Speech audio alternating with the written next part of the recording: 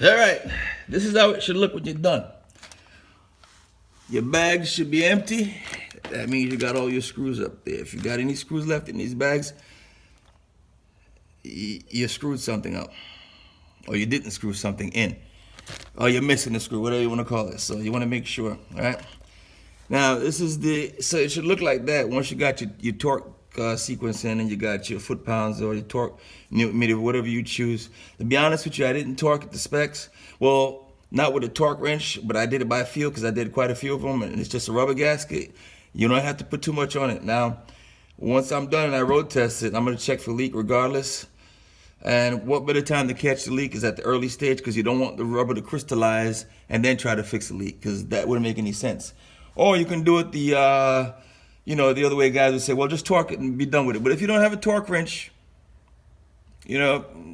plan B.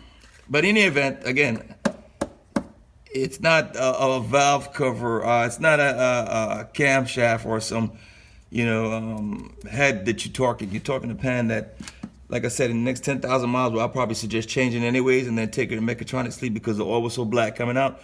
I don't have a flush machine, so yeah, I would say, run it for a couple miles and drop it again. And that would mean drop the pan and filter and put a new filter in there just to help the situation. Now, we're gonna snug on this thing that's, I don't like messing with it.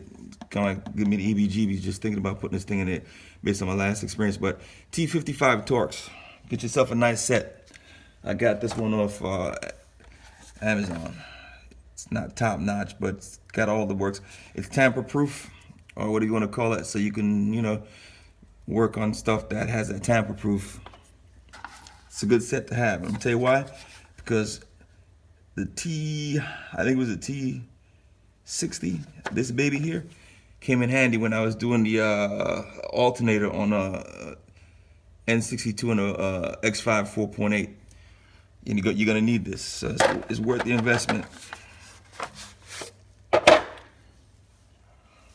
All right, I'm gonna try to snug on this baby a little bit.